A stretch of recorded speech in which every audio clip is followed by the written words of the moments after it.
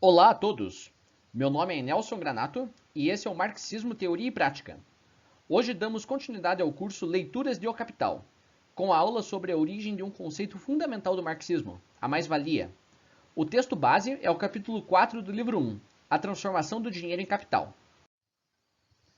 Para estudarmos a origem da mais-valia, precisamos estabelecer alguns pressupostos, resgatando os conceitos da aula anterior, tais como o de que as mercadorias são vendidas pelo seu valor, que é medido em tempo de trabalho socialmente necessário, o que Marx chama de troca de equivalentes, e que há uma mercadoria cuja função é comprar as demais mercadorias, o dinheiro.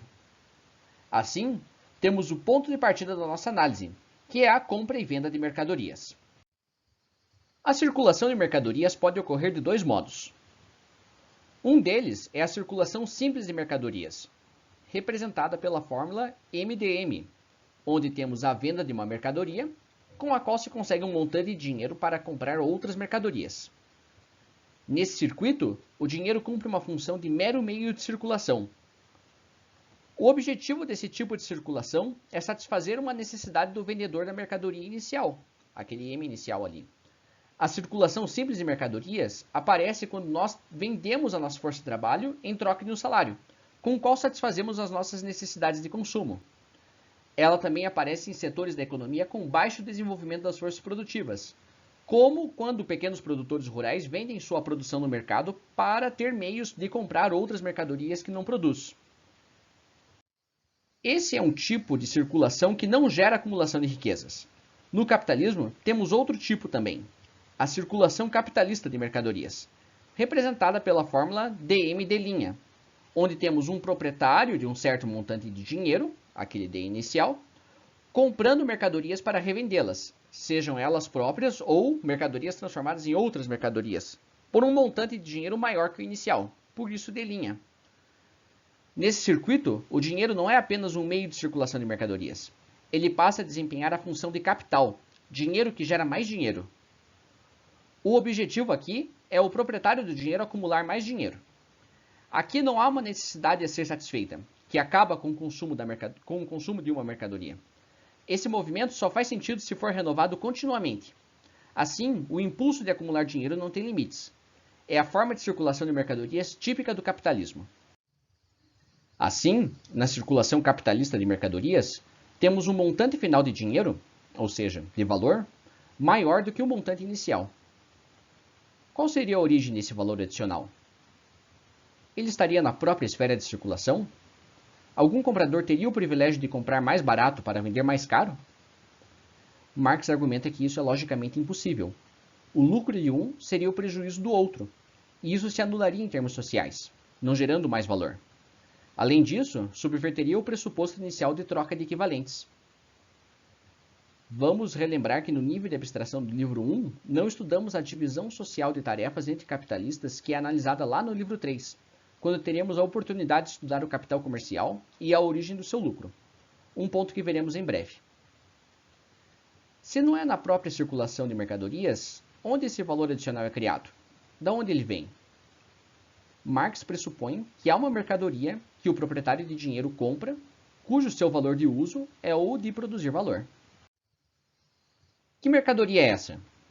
Se a origem do valor de todas as mercadorias é o trabalho humano nelas impregnada, então, no capitalismo é possível comprar e vender a força de trabalho como uma mercadoria. Essa mercadoria tem um vendedor, que é a pessoa humana portadora de força de trabalho, que a vende em troca de um salário, assumindo então o papel de trabalhador assalariado na sociedade capitalista.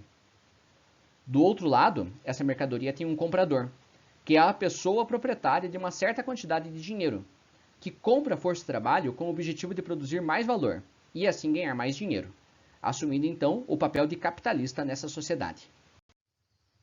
Trabalhador assalariado e capitalista. Essas são as duas classes sociais fundamentais do capitalismo, em cima das quais se constrói a complexa estrutura social desta sociedade. Obviamente, a sociedade capitalista concreta é mais complexa que essa divisão em dois polos, mas esses dois polos trazem consigo a contradição fundamental da luta de classes para compreendermos os múltiplos conflitos que acontecem no capitalismo, como veremos daqui para frente. Essa abordagem é o grande diferencial do marxismo para as outras teorias sociais. Na economia, por exemplo, é o que distancia a teoria marxista das outras teorias heterodoxas. Só o marxismo coloca claramente que o limite para as muitas ações econômicas que objetivam tornar a sociedade menos desigual é esse conflito de classes, fundado na existência desse mercado de força de trabalho tão típico do capitalismo. Voltaremos a esse ponto em outras ocasiões. Para que exista um mercado de força de trabalho no capitalismo, é preciso que duas condições sejam satisfeitas. Uma condição é de que o vendedor e comprador de força de trabalho são duas pessoas livres e juridicamente iguais. O trabalhador pode vender sua força de trabalho para quem quiser. O capitalista não é dono do trabalhador. Isso tem impacto na determinação do nível salarial. Sendo juridicamente iguais, um maior ou menor nível salarial dependerá de uma maior ou menor força dos trabalhadores frente aos capitalistas. Outra condição é de que o vendedor de força de trabalho não possui os meios de produção necessários para produzir mercadorias para vender.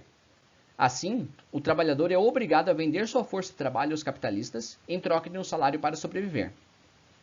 Essas são as condições necessárias para ver o mercado de força de trabalho no nível abstrato de análise exigido no livro 1 de O Capital. Em um nível de análise mais concreto, há algumas exceções. Duas delas estão ligadas a um baixo nível de desenvolvimento das forças produtivas.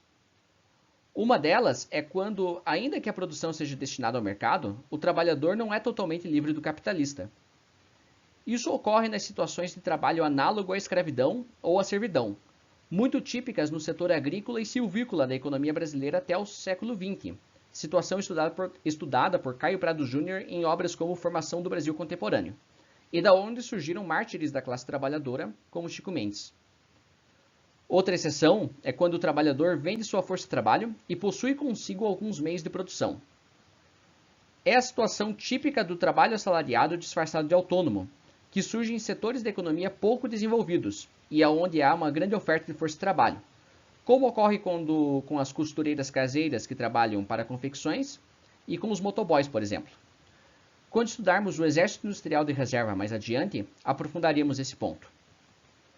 Outra exceção está ligada à existência de outros compradores de força de trabalho que não os capitalistas. É o que acontece no serviço público, por exemplo, onde o trabalhador vende sua força de trabalho ao Estado. A existência do Estado não está no nível abstrato de análise do livro 1. Novamente, é um ponto que será analisado posteriormente. Sabendo da existência de um mercado de compra e venda de força de trabalho, qual seria então o valor dessa mercadoria? Coerente com o arcabouço teórico que construiu desde o capítulo 1 de O Capital, Marx estabelece que esse valor é igual ao tempo de trabalho socialmente necessário para produzir e reproduzir a mercadoria força de trabalho.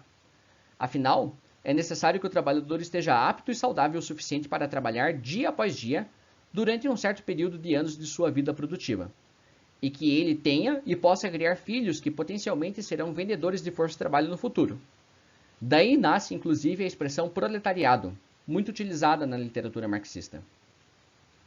Desse modo, o tempo de trabalho socialmente necessário para produzir e reproduzir a força de trabalho corresponde ao tempo de trabalho socialmente necessário para produzir o conjunto de mercadorias necessárias para a subsistência do trabalhador e de sua família, o que Marx denomina de custo de reprodução da força de trabalho. Vale reforçar que esse conjunto de mercadorias é socialmente determinado. Os trabalhadores conseguem incluir mais ou menos mercadorias nessa cesta conforme a sua força perante os capitalistas. Assim, o nível de subsistência da classe trabalhadora no capitalismo depende tanto do nível de desenvolvimento do capitalismo quanto da força política e sindical da classe trabalhadora. Também é importante reforçar que esse conjunto de mercadorias é variável para cada trabalho concreto existente, devido à sua complexidade e para criar também uma certa discriminação social na classe trabalhadora. Há setores da classe trabalhadora com um nível de vida melhor do que de outros, como o que ocorre com a tão falada e tão mal definida classe média. Essa é uma das características da complexa estrutura social do capitalismo. Sabendo como se determina o valor da mercadoria força de trabalho, chegamos à origem da mais-valia, aquele valor a mais que surge na circulação capitalista de mercadorias. A mais-valia surge no fato de que o valor de uso da mercadoria força de trabalho é consumido na esfera da produção de novas mercadorias, onde o trabalhador produz, então, um valor maior do que o custo de reprodução da força de trabalho. Assim chegamos à origem da mais-valia, que foi conteúdo do capítulo 4 do livro 1. Nas próximas aulas, iremos estudar o processo de produção de mais-valia, que é o objeto de estudo dos capítulos 5 ao 20. Ainda no livro 1, estudaremos a acumulação de mais-valia e de capital, nos capítulos 21 a 25. Por hoje é isso. É uma aula bem complicada. E é mais um passo que damos juntos nessa tarefa árdua, mas necessária para entender e transformar a sociedade em que vivemos. Dúvidas são muito bem-vindas. Terei o maior prazer em responder e isso ajudará a elaborar as próximas aulas. Não esqueça de curtir o vídeo e repassar para amigos que gostam ou querem entender mais sobre o assunto. Muito obrigado e até uma próxima oportunidade.